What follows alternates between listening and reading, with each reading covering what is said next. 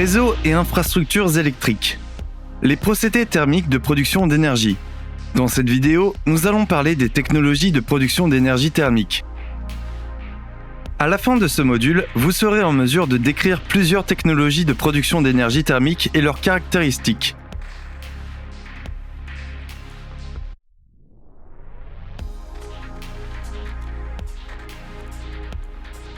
Une centrale thermique est une centrale dans laquelle l'énergie thermique est convertie en énergie mécanique, qui est utilisée pour la production d'électricité. Le processus de conversion de l'énergie thermique en énergie mécanique peut utiliser une turbine à vapeur ou à gaz ou un moteur à combustion interne. Cette énergie mécanique est ensuite utilisée pour faire fonctionner un générateur et produire de l'énergie électrique. Toutes les centrales thermiques utilisent l'énergie extraite des gaz en expansion, qu'il s'agisse de vapeur ou de gaz de combustion.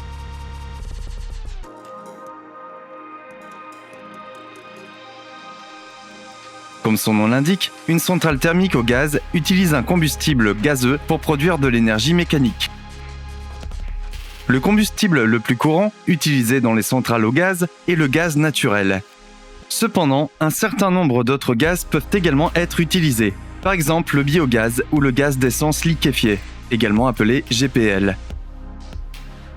Afin de créer de l'énergie mécanique à partir de l'énergie thermique des gaz en combustion, on utilise une turbine à gaz. La turbine à gaz a un principe de fonctionnement similaire à celui d'un moteur à réaction d'avion, mais au lieu d'être reliés à des hélices pour produire de la poussée, ils sont utilisés pour faire tourner des générateurs afin de produire de l'énergie électrique.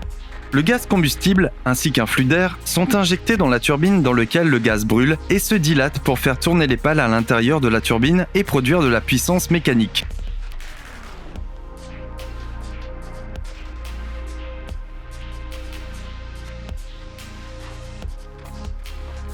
Il existe deux types de centrales électriques au gaz naturel.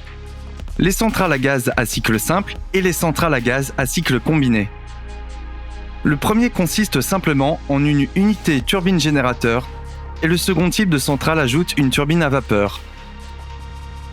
Les centrales à cycle simple sont moins efficaces, atteignant un rendement thermique de pointe d'environ 35%, mais ils sont aussi plus faciles à construire. Le deuxième type de centrale électrique au gaz utilise ce que l'on appelle un cycle combiné. Les centrales électriques à cycle combiné sont plus efficaces car, en plus du cycle simple de production d'électricité, elles utilisent la chaleur perdue dans les gaz d'échappement de la turbine à gaz. Ces gaz d'échappement sont utilisés pour faire bouillir l'eau et générer de la vapeur, qui est ensuite utilisée pour faire tourner une turbine secondaire et produire plus d'électricité. Le rendement thermique de ce type d'installation peut aller jusqu'à 68%. Alors que les centrales à gaz à cycle simple ont un rendement d'environ 35%. Cependant, le coût de construction d'une centrale à cycle combiné est généralement plus élevé, car elle est plus complexe.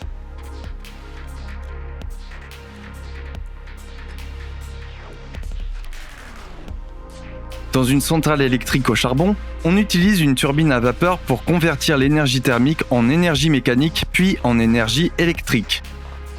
En substance, le principe de fonctionnement d'une centrale électrique au charbon est la même que la partie secondaire de la centrale à gaz à cycle combiné.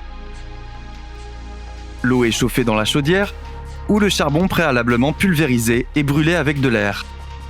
Dans la chaudière, l'eau se transforme en vapeur et est ensuite dirigée vers une turbine à vapeur qui, à son tour, entraîne le générateur électrique. Après avoir traversé la turbine à vapeur, la vapeur est condensée dans un condenseur et recyclée pour être ensuite chauffée à nouveau. Le rendement thermique des centrales à charbon peut atteindre 35 à 38%.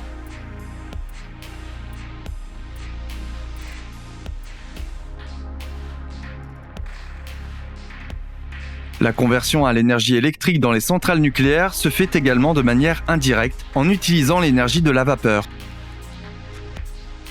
Il existe deux grands types de réacteurs nucléaires. Le réacteur à eau bouillante et le réacteur à eau pressurisée.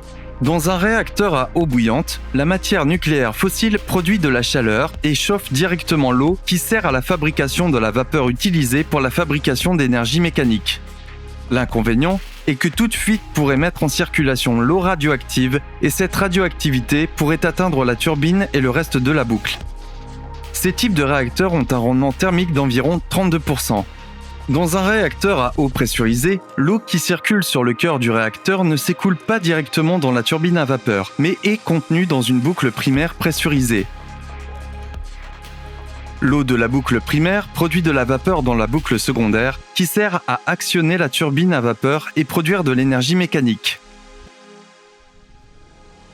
L'avantage est qu'une éventuelle fuite de radioactivité dans le cœur est contenue dans la boucle primaire du système et le reste du système ne rencontrera aucune radioactivité supplémentaire.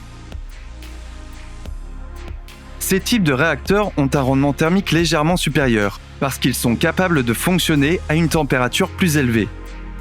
Environ 11% de l'énergie électrique totale produite dans le monde provient de réacteurs nucléaires.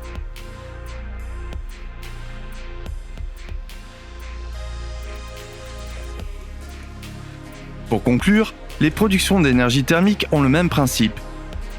Utiliser une turbine pour faire tourner un générateur. La principale différence réside dans le fonctionnement de la turbine en fonction de la source d'énergie primaire. Merci d'avoir regardé.